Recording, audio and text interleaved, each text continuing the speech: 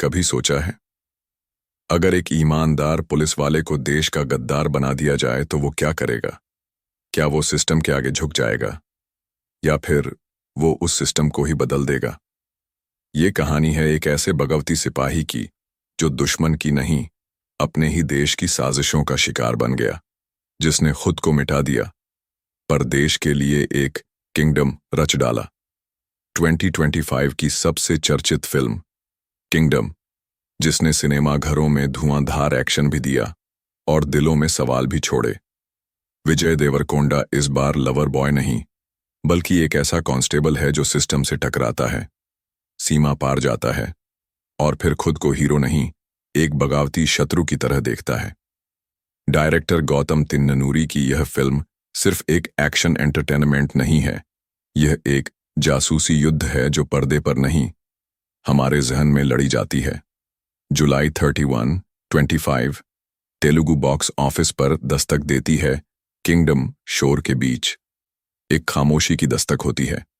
पहले ही दिन सिनेमा घरों के बाहर लंबी कतारें। यूएस में रिलीज से एक दिन पहले ही चर्चाओं की बात। लोग कह रहे थे, क्या ये फिल्म लिगर की तरह फ्लॉप होगी या इस बार विजय कुछ अलग लेकर आया है? और जवाब था, हाँ, इस बार कुछ अलग था, बहुत ज्यादा।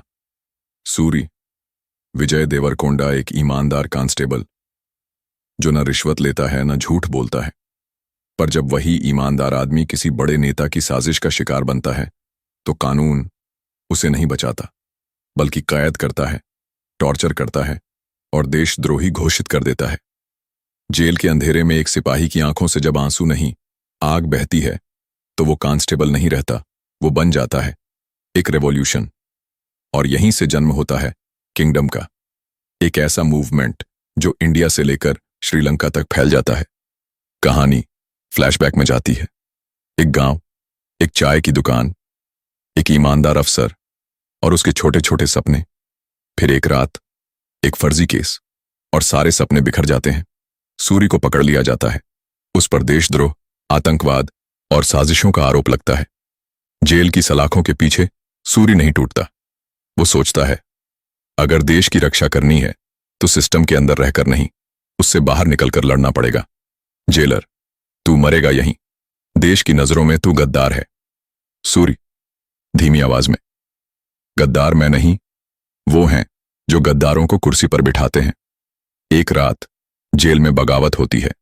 सूरी भागता है, जंगलों से, बॉर्डर से, समंदर से, और पहुंचता है श्रीलंका, जहां मिलता है शिवा, सत्यदेव, एक पुराना दोस्त जो अब अंडरवर्ल्ड का हिस्सा बन चुका है। शिवा कहता है, सिस्टम से लड़ना है तो तुझे खुद को मिटाना होगा।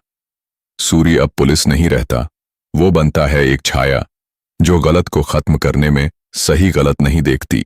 कहानी श्रीलंका के कोलंबो बंदरगाह पर पहुंचती है, जहां आधी रात को एक जहाज से उतरता है एक परछाई जैसा इंसान। कंधों पर घाव हैं, आंखों में लाल डोरियां और चेहरे पर वो सन्नाटा जो एक युद्ध से पहले आता है। ये कोई आम भगोड़ा नहीं, यह वो है जिसे सिस्टम ने धोखा दिया और अब वो सिस्टम को जला देने निकला है। कोलंबो में उसे मिलता है शिवा, एक अंडरग्राउंड क्राइम मास्टर जो कभी पुलिस ट्रेनिंग का साथी था। शिवा, तेरे अंदर अब भी वो आग है, पर तू जल गया है भाई। सूरी, अब जलने का नहीं, जलाने का वक्त है। शिवा उसे नई पहचान देता है, हथियार, पासपोर्ट और एक मिशन। तू अकेला नहीं लड़ेगा, अब तू लड़ेगा एक नेटवर्क के साथ। अब शुरू होती है ट्रेनिंग।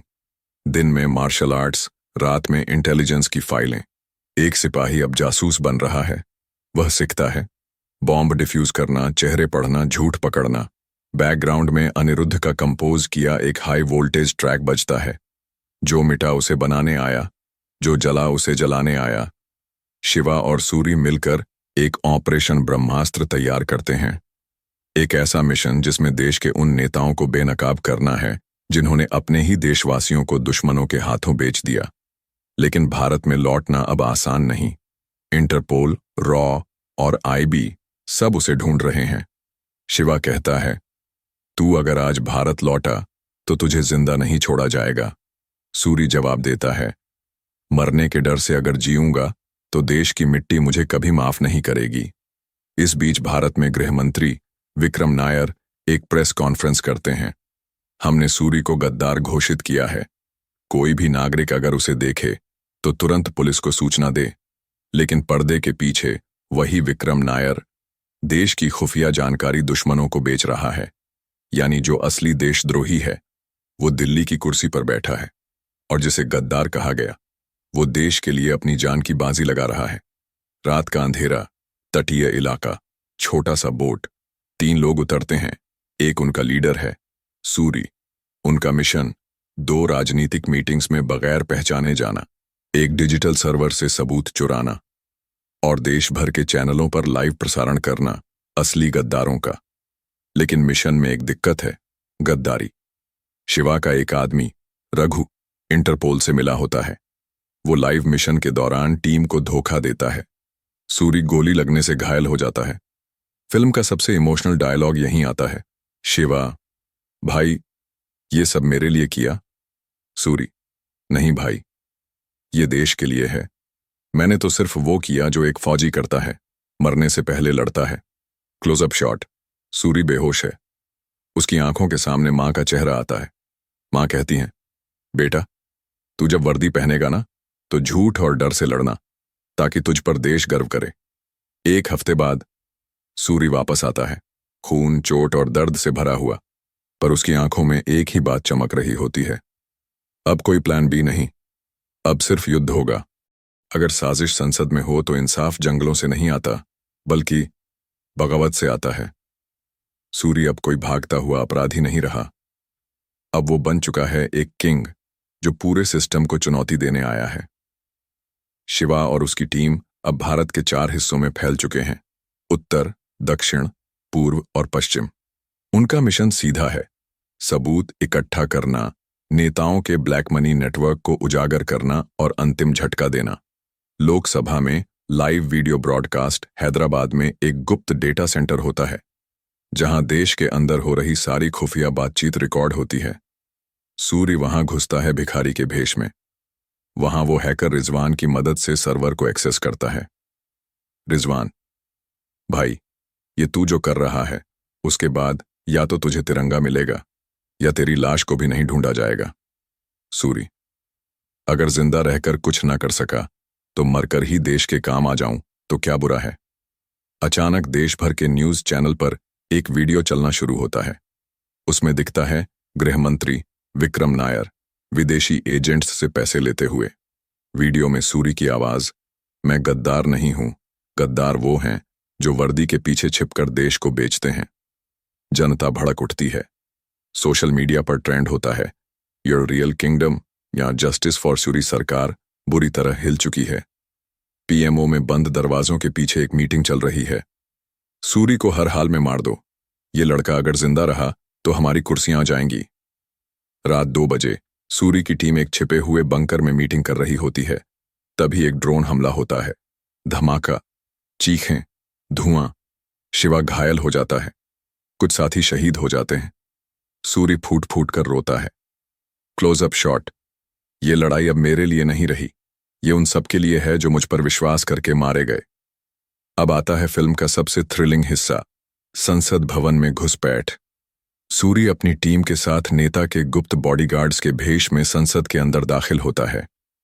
वो जानता है कि अगर वो पकड़ा गया तो वहीं गोली मार दी जाएगी। लेकिन सूरी के पास एक पेन ड्राइव है जिसमें वो सबूत है जो देश की आत्मा को हिला देगा। लोकसभा में चर्चा चल रही है। अचानक सूरी बीच में खड़ा होता है। 1 मिनट, मुझे देश से कुछ कहना है। पूरा सदन चौंक जाता है। एसपीजी गार्ड्स उसकी तरफ दौड़ते हैं, लेकिन वो पहले ही लाइव हो चुका होता है। टीवी पर चलता है नेताओं की कालाबाजारी, देश विरोधी समझौते और वो सारे दस्तावेज जो सूरी ने हासिल किए। डायलॉग, मुझे गोली मार सकते हो, पर मेरी आवाज अब पूरे देश ने सुन ली है। एसपीजी गार्ड्स फायर करते हैं। सूरी के सीने में गोली लगती है। धीमा मोमेंट, बैकग्राउंड में म्यूजिक, वंदे मातरम, वंदे मातरम। सूरी गिरता है, पर तब तक पूरा देश देख चुका होता है कि असली गद्दार कौन था। अस्पताल के बाहर हजारों की भीड़, लोग पोस्टर लेकर खड़े हैं, हम सब सूरी हैं, देश के सच्चे सिपाही को इंसाफ दो। सोशल मीडिया, इंटरनेशनल प्लेटफॉर्म, हर जगह किंगडम की चर्चा।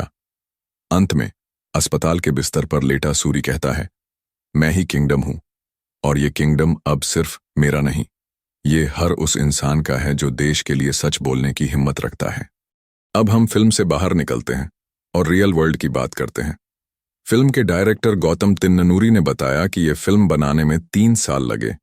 विजय देवराकोंडा ने इस रोल के लिए RS20 करोड़ चार्ज किए। सत्यादेव ने 2 करोड़ लिए और उनकी एक्टिंग को लोगों ने खूब सराहा। भाग्यश्री बोरसे को RS1 करोड़ की सैलरी मिली। एक न्यूकमर होते हुए ये बड़ा अमाउंट था। वीडियो अच्छा लगा तो लाइक करें, शेयर करें और चैनल को सब्सक्राइब करना मत भूलना, क्योंकि ऐसी कहानियां सिर्फ यहीं मिलेंगी।